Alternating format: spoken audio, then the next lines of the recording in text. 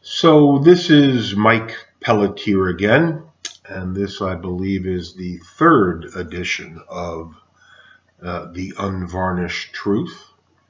And today we're going to be talking about abortion and gay marriage. Let me move my papers over more in front of me than they were. Uh, Election day is approaching, and I got to tell you that it's getting more and more, although I'm wearing a Trump Pence button, it's getting more and more difficult to be for Trump. I'm probably going to vote for him because I can't vote for Hillary Clinton, but I gave some thought to voting for the Libertarian candidate, Gary Johnson, although it appears from some of his answers to the press that he smoked a few too many joints in recent years. But one of the reasons I can't support the libertarian plank, and I agree with some of their philosophies, particularly the idea of reducing the size of government um, and fiscal conservatism, which they seem to espouse. Uh, Johnson advertises the libertarian plank as if you will, fiscally conservative but socially liberal, meaning that they support uh, abortion and gay marriage. I don't feel as strongly about gay marriage. If I don't want to get married to a gay, I just don't get married to a gay. Uh, I just don't feel as strongly about gay marriage as I do about abortion because I really firmly believe that abortion is murder. And as some of my viewers and listeners may know, Mother Teresa was recently sanctified, declared a saint by the beatified, I guess it's sanctified, made a saint by the Catholic Church. And she once famously said, "What does the West have to teach anyone about anything where mothers murder their children?" And I agree with that view.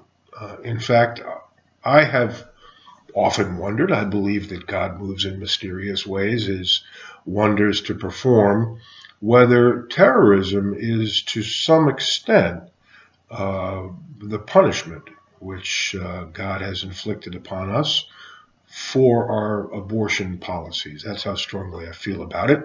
And I have uh, certainly dedicated my professional career. I'm a lawyer by training. I have been a pro-life lawyer. Most of the work I did in my career was civil work, mostly of a commercial nature, but I did dabble in criminal defense, defending anti-abortion protesters in criminal court in New Jersey. And it's some of the work of which I am most proud. Uh, let's talk a little bit let's talk about gay marriage first. Uh, there's a lot of parallels between the gay marriage decision and Roe versus Wade. I just think that the issue of gay marriage should be left in the hands of the states. And frankly, in the interest, I would prefer to live in a state which didn't allow gay marriage. It's a 5,000-year tradition, marriage between men and women, and I think the idea is to have children, and men, women and women can't have children with each other. Men and men can't have children at all. They can adopt, and women can only have children through artificial insemination from the sperm of a man. So, the divine design, to coin a phrase, is clearly for men and women to be in relationships for the purposes of having children. Um, But as I say, I don't feel so strongly about gay marriage as I do abortion. And I just think it's a matter that should be left in the hands of the states. I would prefer to live in a state which didn't allow gay marriage. But if my state adopted a policy of allowing civil unions, I would not have a strenuous objection. And as my very thoughtful and fine girlfriend often points out, gay unions, if you will, are really enhance the ability of our society to foster adoption. The more couples there are living together, the better. My concern about adoption by gay couples is that I firmly believe, although again my girlfriend says no, it's strictly nature. You are either gay or you're not gay. You know it. It's the old nature versus nurture or debate, if you will. It seems to me that a child growing up in a gay household is more likely to become gay than a child growing up in a straight household. All things being equal, I think it can influence a child to become gay if her mother and mother are gay or his father and father are gay. I think it enhances the likelihood for sons and daughters to themselves become gay. That's what they see. What we experience, we learn. What we learn, we practice. What we practice, we become. What we become has consequences. One of my favorite sayings. And the final point I'll make about gay marriage is that, and this is something that, I can understand lesbianism. This is often a controversial point that I make. I can understand lesbianism. I too am attracted to the female body. Nothing about the male anatomy attracts me. And I must say that anal intercourse is simply an abomination to me. There is nothing good about anal intercourse from a health, from a hygiene, from any standpoint you can name. It is an entirely disgusting practice. Maybe there's something about it. Obviously, there must be something about it that's alluring to gay men. But I firmly believe if you scratch almost any homosexual on this nature versus nurture debate, if you scratch almost any homosexual, you'll find a troubled psychology. Something is amiss, whether it's alcoholism, drug addiction, sex abuse as a child, bulimia, anorexia, depression, bipolar. There's often a linkage. I don't meet too many completely healthy homosexuals. Maybe they're out there. And that's why I'm a little bit more open-minded on the question of gay marriage than I am on abortion. I just don't think there's a federal right to gay marriage.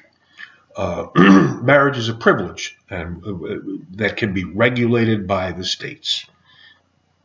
I think that extending the decisions which precluded the states from prohibiting interracial marriage between a black man and a white woman or vice versa is not wise. That the basis for those decisions was that marriage between a man and a woman it may be a fundamental right, but same-sex marriage is not a fundamental right.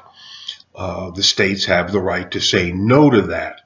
That is not discrimination, and I think racial discrimination is abhorrent in any form.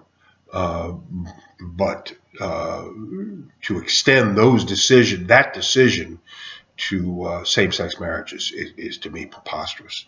It is a matter that marriage is a privilege that can be regulated by the state.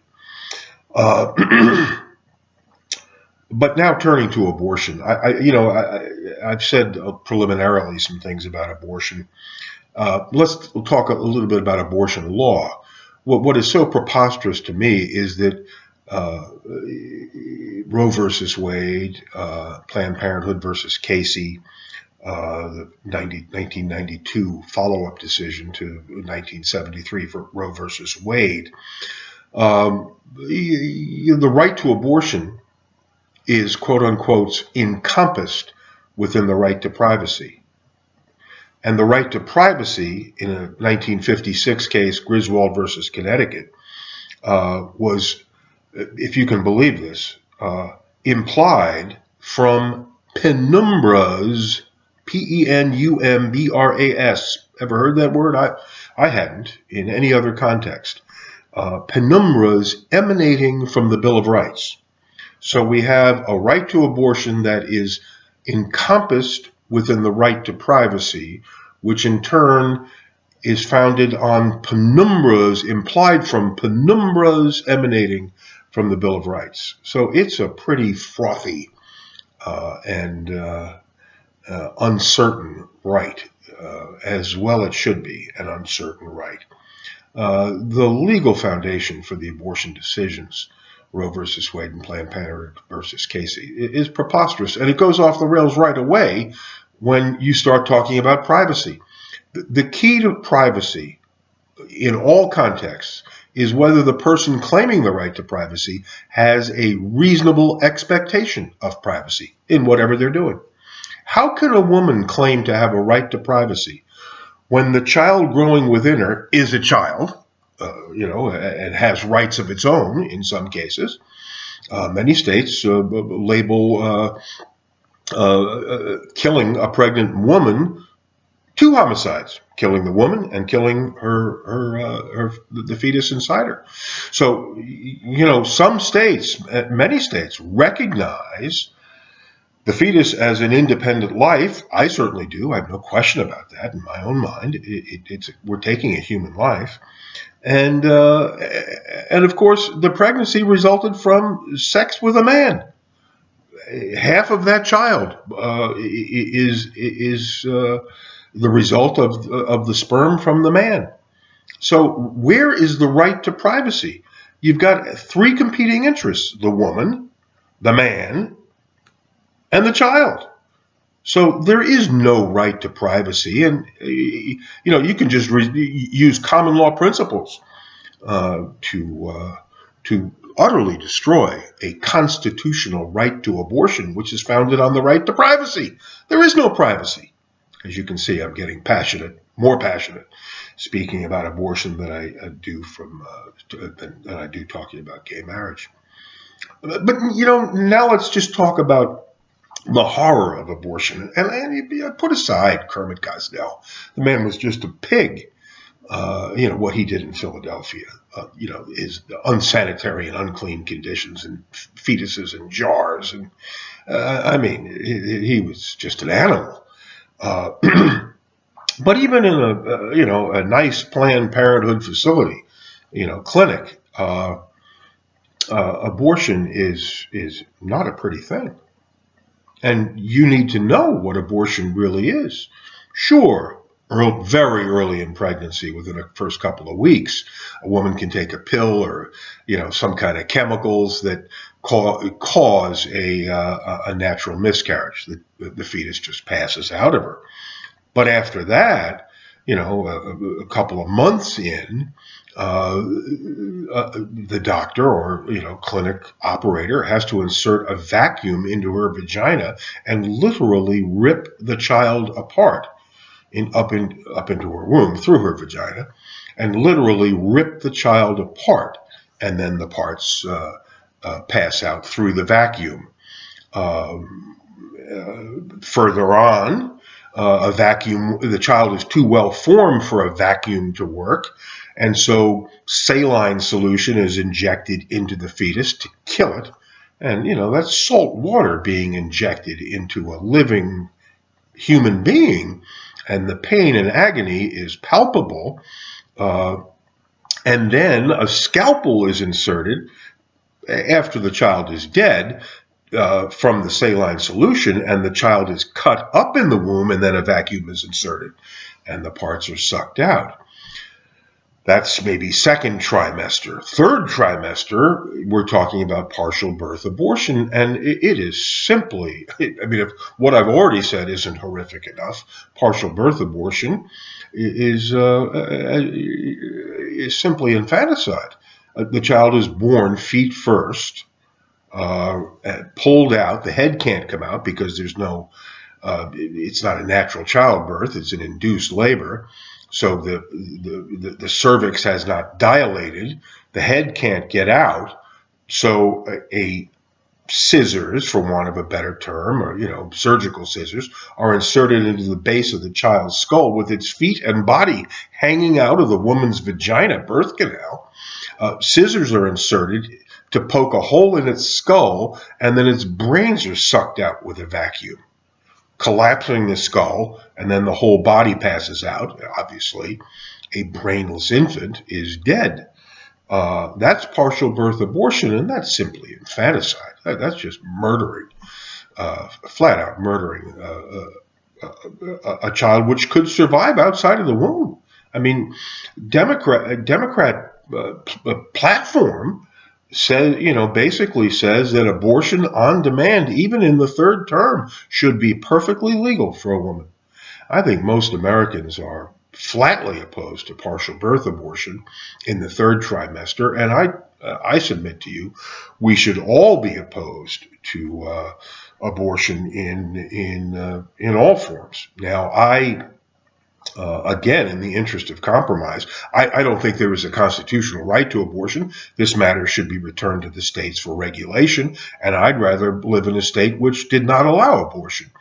But I'd have no strenuous objection if we could resolve this matter by making exceptions for rape, incest, or the life of the mother. The health of the mother gets very dicey because you're talking about physical or mental health. I would say, and this may seem harsh to women, but I'd rather, were I married, and I'm not married now, I'd rather be married to a woman who'd rather die than kill her own child. If the child could be saved, I'd prefer a woman who would sacrifice her own life so that the child might be saved. But, I'd be willing to, in the interest of compromise, make an exception for the life of the mother. I think health gets a little dicey, particularly mental health. You throw in postpartum depression. What are we going to allow abortions because of postpartum depression? I don't think so. And in terms of rape and incest, I would say, what difference does it make to the child? I don't think that the father has any say. So there is an element of, there's more right to privacy there, because the father should have no say in the case of rape or incest, because the father has committed a crime. So he has no say. But there's still a child who has a say, should have a say in its own life. But again, in the interest of, I'd rather, if my daughter or wife were raped, or my daughter were the victim of incest, certainly not by me. It didn't happen and would never happen. But if my daughter were the victim of incest or rape, I would prefer that she have the child and put it up for adoption if she wishes. But I would be willing to let her decide that. And if she decided to have an abortion in those circumstances, I could live with it if we would negate a constitutional right to abortion, return this matter to the states, and let the states regulate it as they did prior to Roe versus Wade.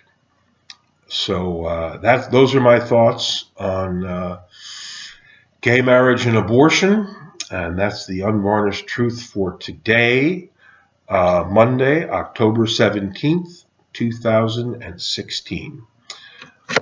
Greetings from East Tennessee, over and out.